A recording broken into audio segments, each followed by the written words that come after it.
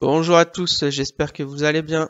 Donc aujourd'hui, nouveau type de vidéo sur ma chaîne où je vais essayer de plutôt parler de l'analyse technique, analyse graphique sur des actions pour du long terme, des zones d'accumulation, des zones de support long terme que je pense que ça peut être intéressant.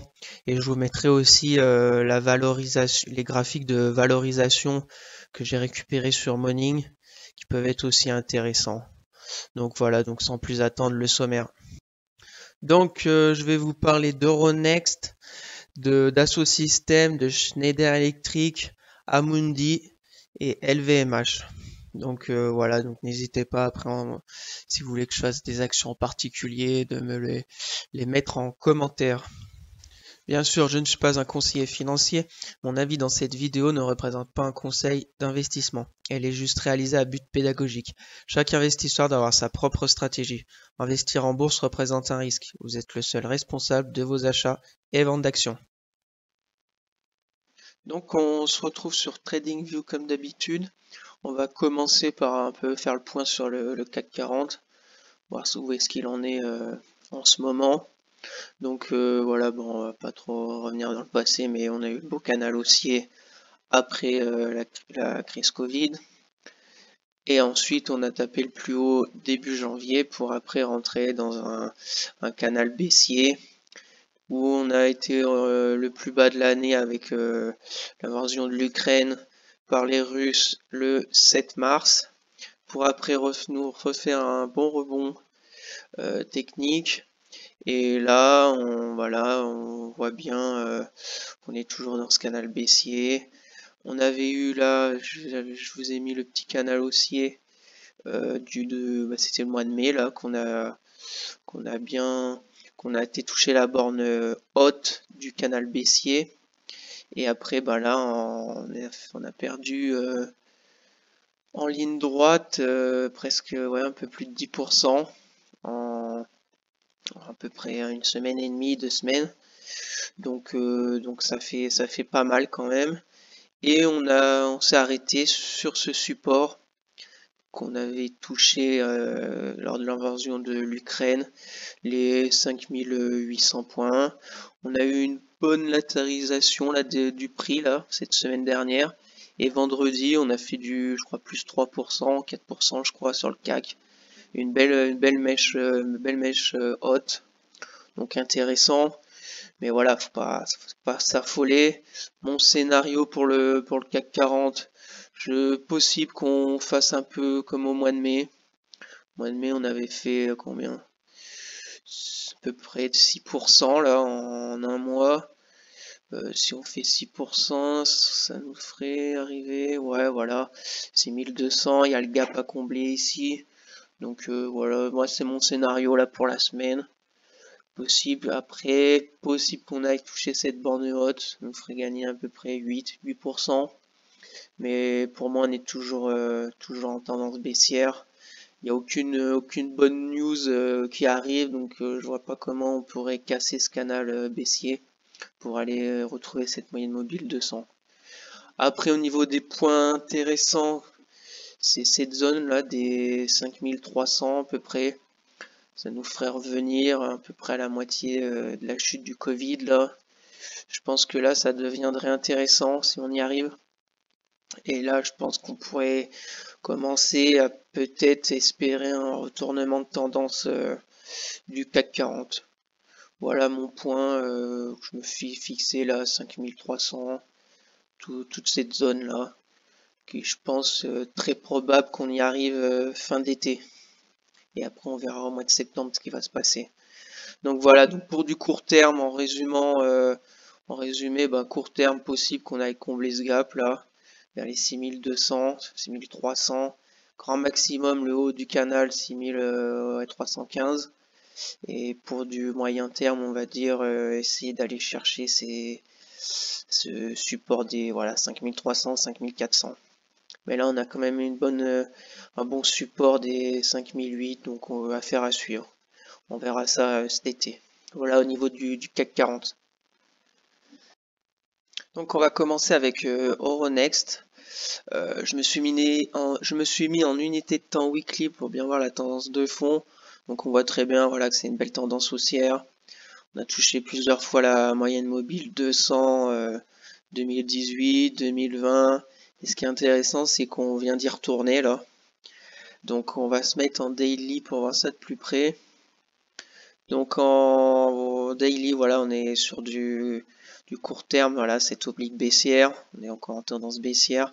Mais là, on est en train de faire quelque chose d'intéressant sur sur ce support des 73 euros, 74 euros, qui était le plus haut avant la crise Covid, qu'on a touché plusieurs fois. Donc intéressant. Après, pour du court terme, on a cette oblique baissière, on a cette moyenne mobile 200. Donc il va falloir déjà passer cette oblique. Faire un peu de congestion ici, là. Après, on aura cette moyenne mobile 200. Donc, affaire à suivre sur Euronext. Après, pour du long terme, pourquoi pas commencer à accumuler là vers les 73-74 euros. Après, autre zone intéressante. Bon, on a cette zone là, 63 euros. Et si on va encore plus bas, on a voilà cette zone aussi là des 55 euros qui est intéressante. Donc voilà, si vous voulez rentrer du Euronext sur votre portefeuille en plusieurs fois, on a cette première zone 73 euros, deuxième zone 65 et 55 euros si on va tout en bas.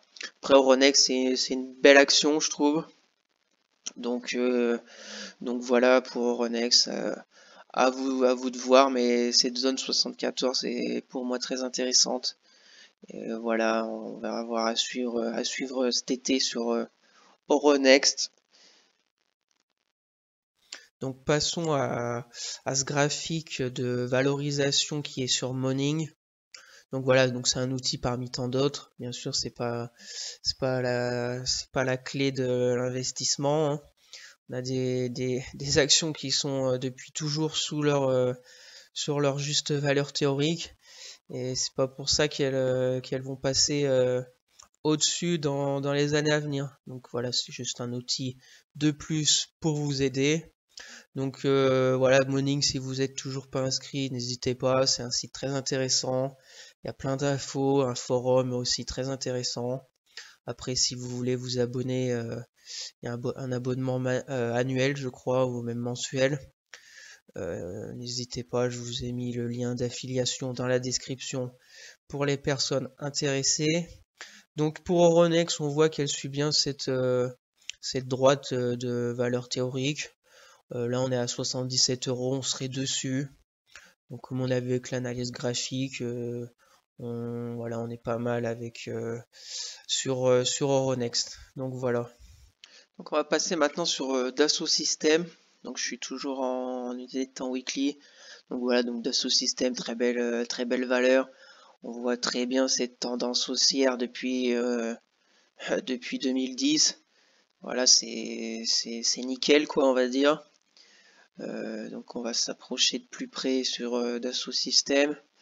On va se mettre en daily pour voir ce qui s'est passé ces derniers temps. Donc daily, on est sur une belle baisse quand même, hein, depuis ses plus hauts. On a perdu voilà 40%, mais bon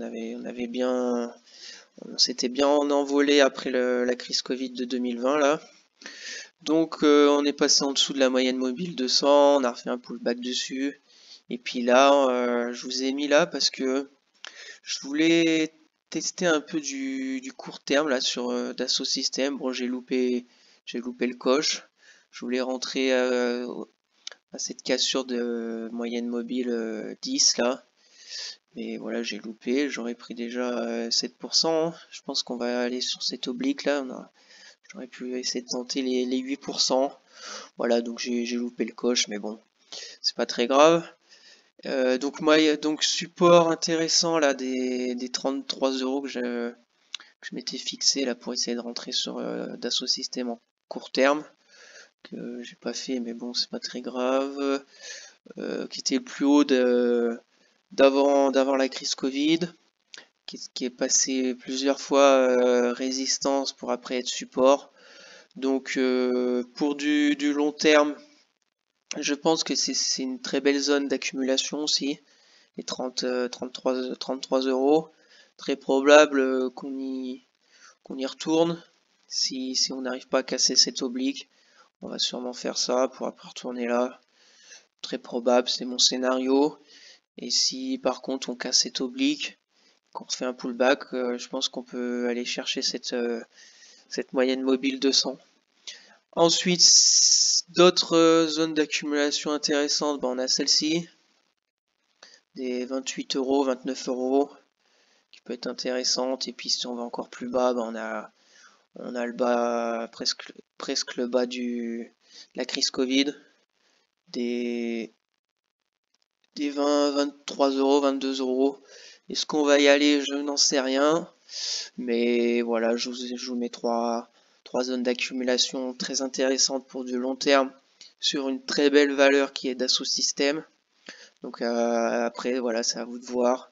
Pour du court terme, je pense que le train est passé, on va dire.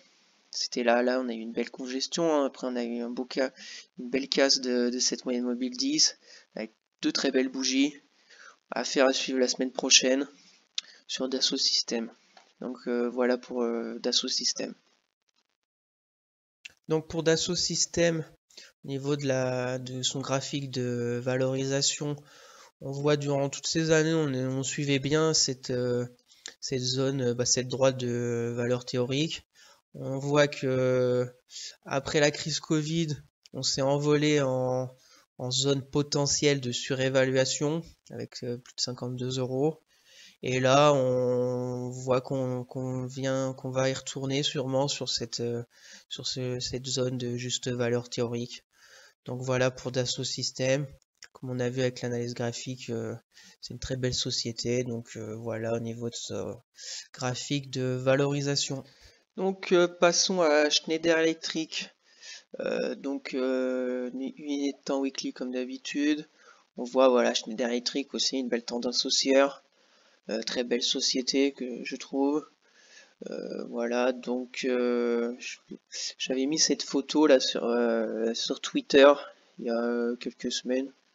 N'hésitez pas, voilà, si vous voulez suivre quelques infos que je mets sur mon Twitter, n'hésitez pas à aller vous abonner. Donc voilà, j'avais mis cette photo avec ce petit cercle là pour moi qui est une belle zone qui reviendrait sur sa moyenne mobile 200 en unité de temps weekly. On reviendrait sur le plus haut d'avant Covid. Voilà, cette zone des 105 euros. On va voir ça en daily de plus près.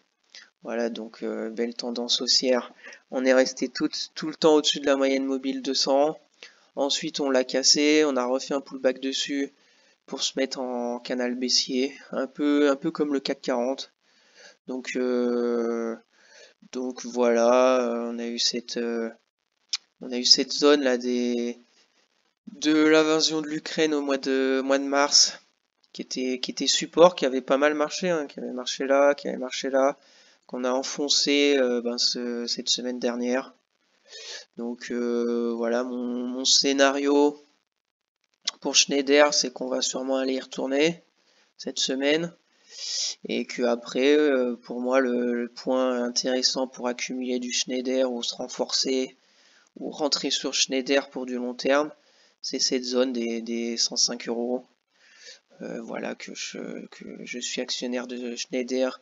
Si on vient vers les 105, je reprendrai sans hésitation parce que c'est une très belle valeur pour le long terme, je pense. Si vous voulez d'autres zones intéressantes, si on va encore plus bas durant cet été, on a celle-ci là, intéressante, encore loin, mais très intéressante, des 80, allez jusqu'à 85 euros là, toute cette zone. Possible qu'on y aille, mais bon, ça nous ferait une belle correction. Hein. Là, on a déjà perdu 37%. Jusqu'à cette zone très intéressante, on sera à 42%. Et là, on serait vers les 55%. Bon, c'est pas non plus catastrophe, 55% quand on a fait cette belle hausse. On verra ça comme toutes les autres actions durant cet été, juillet-août. Voir ce que Schneider va faire, mais pour moi, zone très intéressante, c'est 104 euros. Et après, on a les zones plus basses là, pour de accumulation long terme. Excusez-moi. Voilà pour Schneider Electric. Donc pour Schneider, voilà, on voit très bien encore l'envolée de son prix d'action après la crise Covid. On était en zone potentielle de surévaluation. On était presque à 170 euros. Et là, comme on avait avec l'analyse graphique, on a une belle correction. On reviendrait presque sur sa juste valeur théorique pour Schneider Electric. Donc intéressant ce graphique de valorisation sur Schneider. Donc passons maintenant avec Amundi. Donc Amundi, je me suis mis en weekly. Pour moi, Amundi, c'est un range très large de très long terme. Voilà, Amundi, c'est résistance 80 euros, support bas des 44. Voilà, ça fait ça. Hop, hop, hop. Et pour moi, la zone très intéressante pour rentrer du Amundi sur son portefeuille, c'est ici. C'est 44 euros. On va voir ça en daily de plus près. Voilà, donc voilà, c'est très très baissier court terme, hein. On a perdu durant ce plus haut on a perdu ouais 40%. 40% sur Amundi. Voilà, donc zone j'avais mis ce support là qui était intéressant avec cette guerre en Ukraine qui a été transpercée, un peu comme Schneider.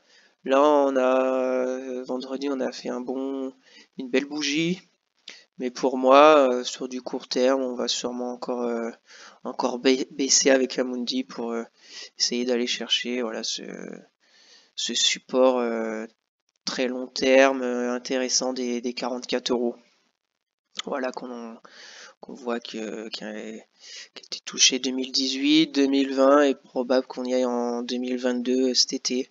Sur Amundi que je suis aussi actionnaire, que voilà, c'est pas, on voit très bien que c'est pas une valeur de croissance, mais c'est un très très fort rendement sur dividende. Je pense qu'il y a encore du potentiel sur Amundi dans les prochaines années. Donc c'est pour ça que j'en ai dans mon portefeuille. Voilà pour Amundi. Amundi, ouais, prochaine zone que je reprendrai, ça sera voilà 44 euros si on y vient. Après, voilà, c'est sous forme de range. Elle me fait pas peur. Par contre, si on viendrait à casser cette zone des 44 euros, après ça deviendrait, je vois pas trop où est-ce qu'on pourrait aller. Voilà, on aurait voilà cette zone des 40. Chiffre rond 40 euros, mais bon, ça deviendrait un peu dangereux si on viendrait à casser ce support d'Amundi de très long terme. Voilà pour Amundi, ce que j'en pense, c'est un range de très long terme sur Amundi. Donc pour Amundi, donc on voit durant toutes ces années, l'action a suivi cette droite de juste valeur théorique. Après, voilà, c'est pas une action de croissance, donc c'est pour ça que son prix est plutôt stable. On voit 36, 56. On a vu avec l'analyse graphique, de toute façon, qu'Amundi, c'est un range de plusieurs années, donc c'est pour ça que ça suit. Et là, on serait vraiment sur une zone potentielle de sous-évaluation. Donc voilà, on voit que sa juste valeur théorique, elle s'est envolée. Alors après, pourquoi elle s'est envolée, je sais pas, puisque le graphique est vraiment à jour. Je ne sais pas non plus, mais voilà, pour Amundi. Donc voilà au niveau de son graphique de valorisation. Et donc on va finir avec LVMH. Donc LVMH, pas besoin de vous faire de grands discours sur cette société magnifique française. Voilà, donc en weekly, on voit voilà une tendance haussière qui dure depuis des années. On a presque jamais franchi cette moyenne mobile 200 en weekly. Et voilà, on va se mettre en daily pour voir ça de plus près. Donc daily, crise Covid, on a eu une énorme tendance haussière jusqu'à son plus haut de janvier 2022. Et après on est rentré, je vous ai fait ce petit canal baissier là, sur une tendance baissière. Donc ce qui est intéressant sur LVMH, que je suis rentré personnellement le 12 mai là sur ce support des 540 euros. Voilà, on voit que ce support a très bien fonctionné. Invasion en Ukraine, et on a touché une fois, deux fois, trois fois, quatre fois, allez, presque cinq fois cette zone des 545 euros. Donc très intéressante. Pour le moment, là, on a fait une belle semaine sur LVMH. On va voir ce qui va se passer la semaine prochaine en haut de ce canal là. De toute façon, quoi qu'il arrive, on sait très bien, voilà, si le CAC se tient, LVMH, toutes les actions du luxe, ça sera les premières à exploser à la hausse, hein. Comme d'habitude, on va dire. On va voir. Voilà, si on arrive à casser ce canal, après va falloir scoltiner cette moyenne mobile 200. Donc pour du long terme et de l'accumulation, zone où je me suis fixé qui est très intéressante, c'est cette zone là des 500 euros, parce que en weekly on reviendrait toucher cette moyenne mobile 200, vous voyez. Donc pour moi, si on a un été pourri sur le CAC, avec toujours cette tendance baissière sur le CAC, c'est probable que LVMH suive le mouvement et qu'elle vienne vers les 500 euros. Voilà, ça serait chiffre rond, on viendrait toucher cette moyenne mobile 200. Donc pour moi, c'est très très très intéressant cette zone des 500 euros. Donc voilà, donc affaire à suivre cet été. Après, autre zone encore plus basse, ça serait son plus haut d'avant Covid. Est-ce qu'on ira? Je ne sais pas, mais voilà, ça serait 430 euros. Ça nous ferait perdre, là on en est à 27, la zone des 500 euros ça serait 35%, et cette zone ça serait 42, 42%. Donc voilà, c'est pas non plus excessif. C'est quand même pas mal, mais c'est pas non plus des moins 75% comme on voit aux États-Unis sur certaines actions. Donc voilà pour LVMH. Voilà, après LVMH pour du long terme, je pense qu'il n'y a pas de souci. Si vous êtes toujours pas rentré et que vous voulez rentrer du LVMH, comme moi, vers les 545. Et puis après, pour faire de l'accumulation, c'est 500 euros. 500 euros, très très très intéressant. Voilà pour LVMH. Et donc pour LVMH, le graphique de valorisation, on voit que ça suit plutôt pas mal sa juste valeur théorique. Juste comme toutes les autres actions après la crise Covid, on était un peu en zone potentielle de surévaluation là quand on était vers les 720 euros. Là on a une belle correction, on passerait en dessous de sa juste valeur. On serait un tout petit peu en zone potentielle de sous-évaluation pour LVMH. Donc comme on a vu avec l'analyse graphique, voilà, très très intéressante société qui est LVMH. Donc merci à tous d'avoir suivi cette vidéo. J'espère qu'elle vous a été utile. Donc bien sûr, tout ce que je vous ai montré avant, c'est des scénarios sur analyse technique des actions. Donc bien sûr, peut-être qu'il n'y en a aucun des scénarios qui va se produire dans les semaines à venir.